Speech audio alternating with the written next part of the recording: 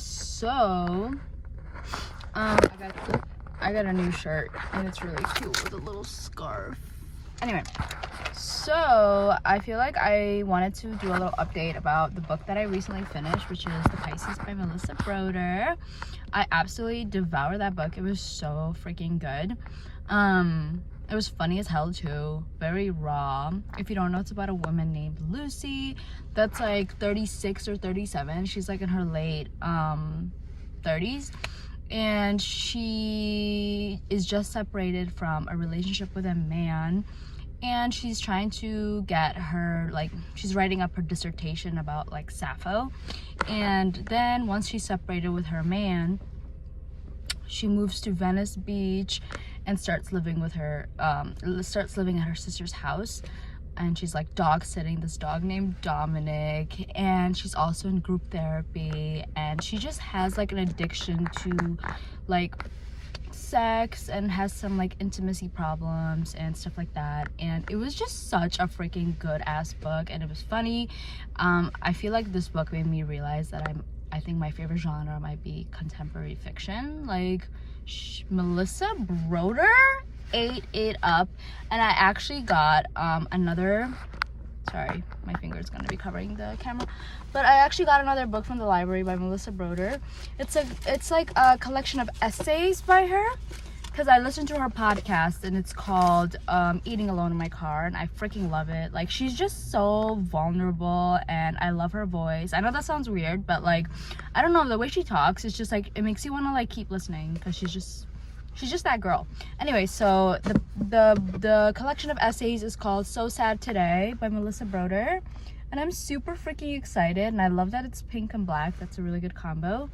And yeah, I'm excited. Literally, the first sentence is, in this darkly funny and brutally honest collection of essays, Melissa Broder grapples with sex, death, love, low self-esteem, anxiety, depression, addiction. Like, that was exactly what the Pisces was about. Like, I'm gonna say it, but I think the Pisces might have been one of my favorite books that I read in 2025. I know we're only on the second month, but I'm sorry, that book blew me away. It was so freaking good. I don't know what the hell that was. I forgot to mention, in that book, she falls in love with a merman. Like, it's so funny. Like, it's just, you just have to read it, okay? Trust me. Like, I'm like late to the game when everyone was obsessed with the Pisces. Like, I'm just like getting on that bandwagon, and I'm just happy to be on the bandwagon because it feels great over here, okay? Anyway, this was turning into a library haul, so yeah.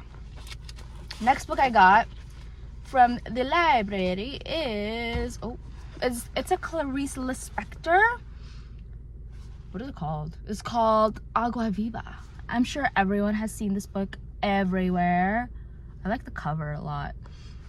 But yeah, I'm excited to read this. It's a slim one. I haven't even started reading her other books, but it was ready and I had to get it. I'm excited. In the 40 years, I don't like it when people read the synopsis in their videos, so I'm not gonna do that. But I also didn't read what the back of this says, so I don't know what this book is about, but I'm excited. And then I also got this book called, yo, the writing is so weird. Okay, The Mayor of Leipzig by Rachel Kushner. Rachel Kushner is one of those authors I've been hearing a lot of good stuff about. But yeah, I heard this is about like art and what art means, and about the artist, and if the artist, how much of the artist puts themselves in the art, and like it's like some deep like what's that word I'm looking for, meta shit. So I'm excited for this too. But yeah, so this is just me talking about Melissa Broder mostly, but that's totally fine. Her podcast, everyone should listen to it. She doesn't post anymore. She hasn't posted any new episodes since 2022, I want to say. But yeah, we love Melissa Broder. Is that Rachel? Oh my god. I knew you were not.